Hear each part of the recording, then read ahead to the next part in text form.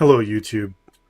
As we all know, the only authority in Islam is the anonymous guy lying to you in the YouTube and Facebook comment section. These are the people that really know Islam. We cannot trust the Quran, we cannot trust the Hadith, we cannot even trust the ultimate authority in Islam, which is the Sharia. Well, I went and had a look and I discovered that the major authorities of Islam, the major scholars that founded Islam and the Sharia, oddly enough, do not get advice from those anonymous Muslims in the comment section. They don't phone them. They don't ask them for advice. I don't think they have their email address and telephone numbers, to be honest. Even Islam QA, oddly enough, does not consult anonymous people in the YouTube comments when they offer their fatwa, their authoritative fatwa about Islam. They actually use rulings from the Quran, the Hadith, and the Sharia. Shocking, but true. Shocking, but it is true. They actually rely on Islam's authoritative texts. So, taking my example from Islam QA, I want to have another discussion about jihad. We're going to have a look at another book written by another very, very famous Islamic mufti, someone highly trained in the Islamic sciences, someone trained as an Islamic scholar and as an Islamic religious authority, and how he misunderstood Islam and how he did not go to the YouTube comment section and ask those incredibly knowledgeable anonymous Muslims for their advice. He actually went to an Islamic university. Shocking again, shocking. He didn't go to the YouTube comment section and check with that anonymous guy who constantly lies in the comment section. He went to an Islamic university to get his knowledge and education. I don't know. I don't know. So I'm going to just go with that. I think it's a good idea. Let's start with this man, the Grand Mufti of Jerusalem. I looked up Grand Mufti of Jerusalem on Bing, went to images, and this is what I got. This is him with Hitler. This is him with the Nazi SS. This is him saluting, giving the Nazi salute to his Nazi SS troops. Right over there, we have another one. That's him checking the troops. That's him, I think, with Heinrich Himmler of the Nazi SS. That's him shaking hands with, oh, that looks like Adolf Hitler. This is him having tea with Adolf Hitler. This is him having, oh, that's Heinrich Himmler. Yeah, so this is the Grand Mufti of Jerusalem, who was a general in the Nazi SS. He volunteered for service with the Nazi SS, and he raised the largest Nazi SS division called the Hanjar. This is them. This is the Islamic symbol and the sword of Islam, the sword of Muhammad. That's them, the Hanjar. You can see their symbol right there. So yes, they volunteered, they fought in Europe, they slaughtered Jews by the ton, and they also fought against the British and the Americans in North Africa. So he raised tens of thousands of Muslims to fight, and he also then urged them to fight against the West. So yeah, this is the fantastic example of an Islamic imam who somehow misunderstood Islam. Again. It's shocking.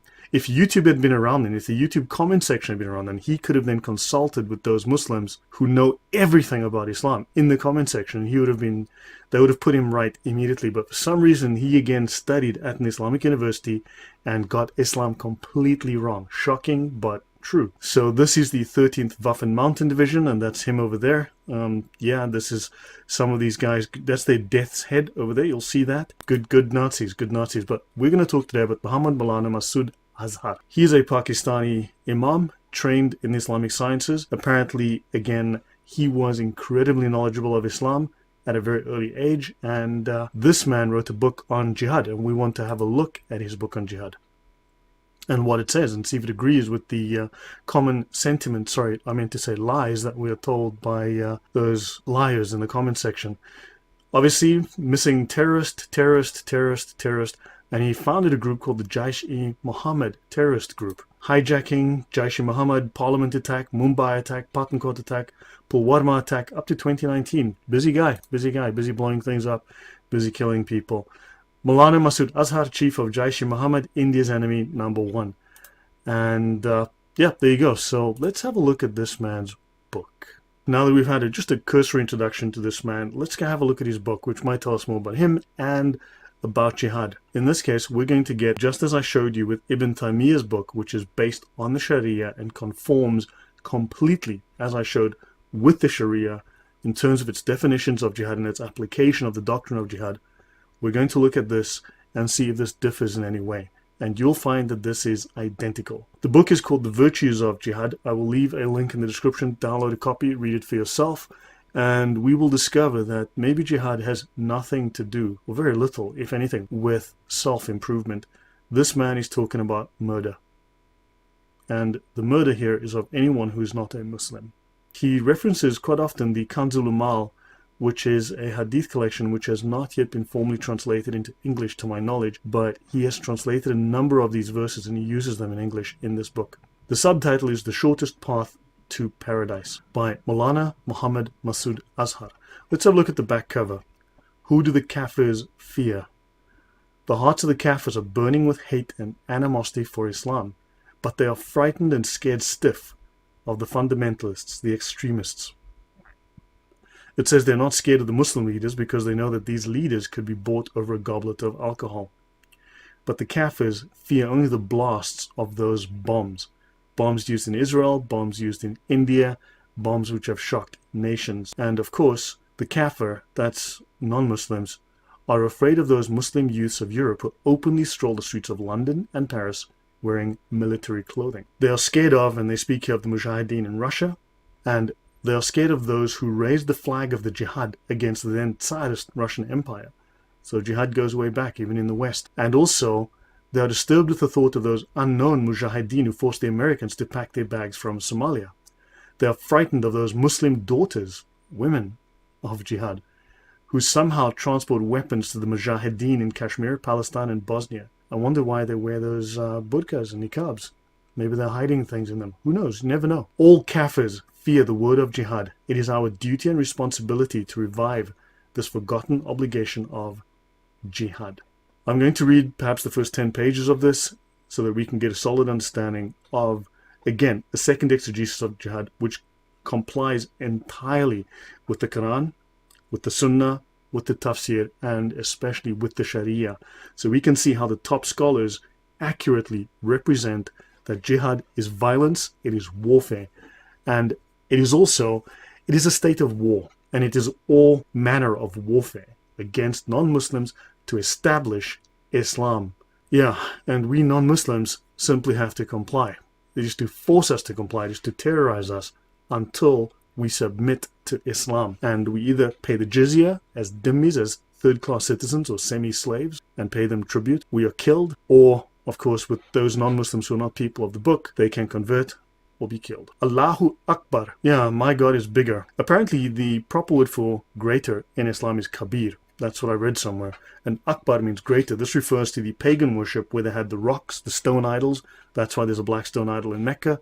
And it is our God is bigger, as in we have the bigger rock. Our rock is bigger than your rock.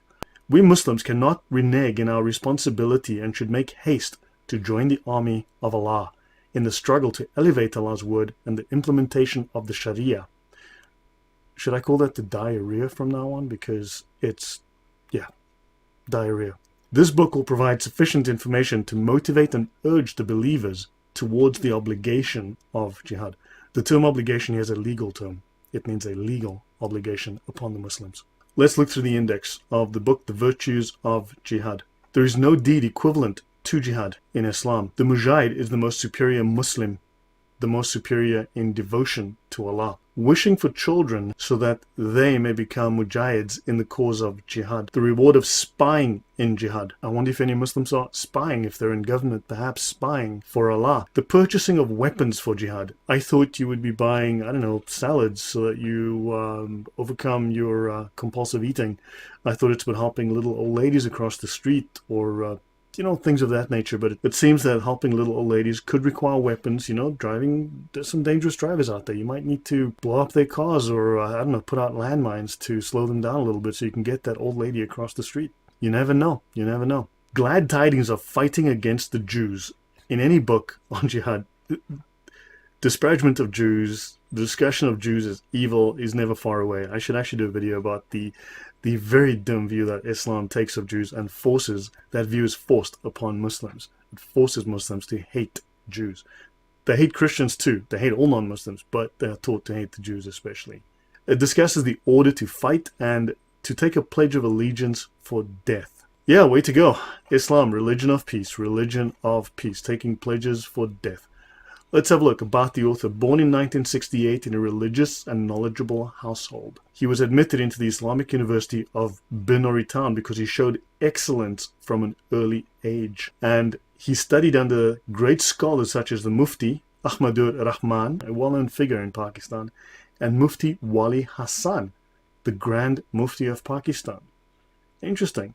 He was well known in the Madrasa University for taking first place in class and in competitions. Quite the smart boy. And this took place at the time when the famous Jihad of Afghanistan was taking place. One of the leaders of the Jihad came to his university, and Muhammad Masood Azhar wanted to participate, at this man's suggestion, in the training course of Jihad, which he did. And then, of course, he decided that he would then spread the teachings of Jihad because this trip changed his life.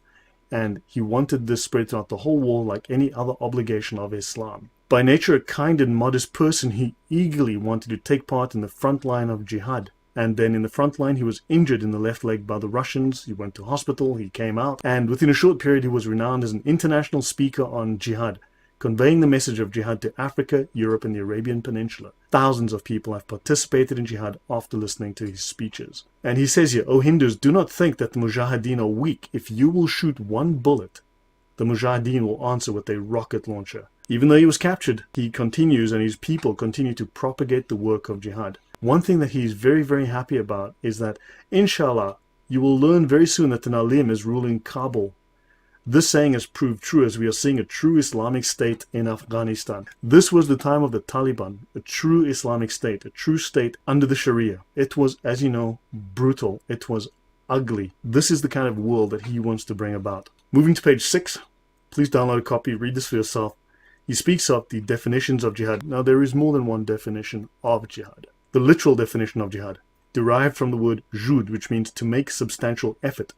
Jihad itself has been defined in the Arabic dictionary as to make the utmost effort to attain something beloved or to save oneself from something disliked. However, jihad is a legal term, and here they define it in shari or sharia terms or diarrhea terms for more accuracy. The scholars of fiqh or law jurisprudence have agreed that jihad in shari terms means to fight in the path of Allah or anything aiding this fight in the path of Allah. A more detailed understanding of the term jihad has been explained by the four major schools of Sunni fiqh as follows. We have the Hanafi school, the Maliki school, the Shafi'i school, and the Hanbali. Number 1, Hanafi. Jihad means to be involved in fighting in the path of Allah by one's life, one's wealth, and one's speech. Yeah, having more salads could kill you. I guess that's what they mean. B. It is further explained to call the unbelievers towards the true religion of Islam and to fight against them if they are unwilling to accept Islam. Well, there you go. That's in the Fath al-Qadir. That's Hanafi fiqh. That's from one of their law books from their major scholars, according to this. And yes, it means to fight against us if we do not become Muslims like them. Maliki fiqh. The Muslims are to fight with the kafir to advance Allah's religion. Shafi'i fiqh. The meaning of jihad in Shari terms is to make utmost effort in fighting in the path of Allah. Hanbali fiqh. Jihad means to fight against the unbelievers. Religion of peace. Say after me, religion of peace. The ruling of jihad. Imam Saraksi states, jihad is obligatory and commanded by Allah. Any person who denies jihad is a kafir, and people who doubt the obligation of jihad have gone astray. From the Fath al-Qadir, page 191, volume 5. Saibul Ikhtiyar states, jihad is an ordained obligation, farida. One who denies it is a kafir. The obligation of jihad has been clearly substantiated in the Quran and Sunnah and by the consensus of the Ummah, called the Ijma. And you can find that consensus essentially in the Sharia. That's in Fath al-Qadir, page 191, volume 5. They speak of different types of jihad. Offensive jihad and defensive jihad. Let's look at the legal definition of offensive jihad. This is when Muslims launch an offensive attack.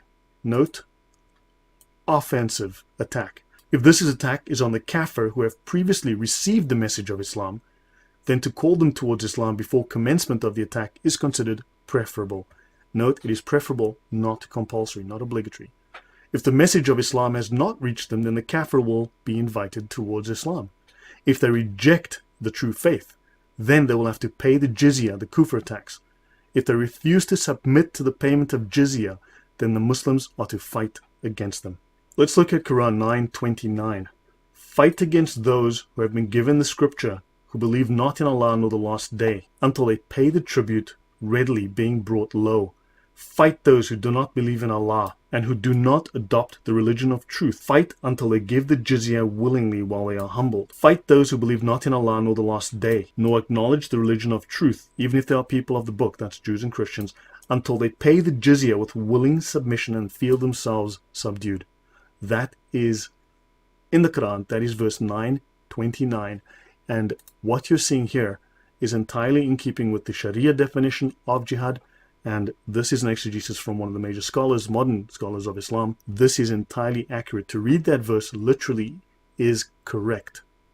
The people on Facebook, the people in the YouTube comments, they're simply either misled or they're just plain out lying. This is the correct definition of Islam.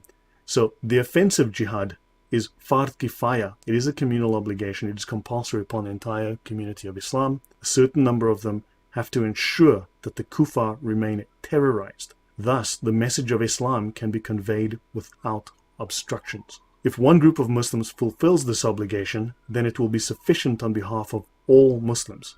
But if no Muslims fulfill this obligation of jihad against the kafir, then everyone is considered sinful. Once again, this completely complies with every single authoritative reference that I've provided so far in all of the work that I've done. Every single Sharia manual, every single major scholarly work. This one is no different. I'm going to stop here. Thank you for your time. Please do support us. Links in the description. Like, share, subscribe, pass the word around. If you have questions or comments, please put those below in the comment section. Download the books, read them for yourselves, share them, learn from them, learn how you're being lied to and deceived by scholars, by major news organizations, by just people in the comment section, and by quote-unquote atheists, Islamic atheists, quote-unquote Christians, Islamic Christians, quote-unquote peaceful Muslims, just liars, the lot of them, right? And they can no longer claim to be mistaken or uninformed because they've been informed. The information is there for them to use. They should read their own Sharia manuals. The rest are simply just lying to you. They want you to be unprepared while these people are actually making effort, because jihad is not just about kinetic warfare. It is all forms of warfare, from spying to political intrigue and more. Anyway, thank you very much for your time. Hope you enjoyed this. See you next time.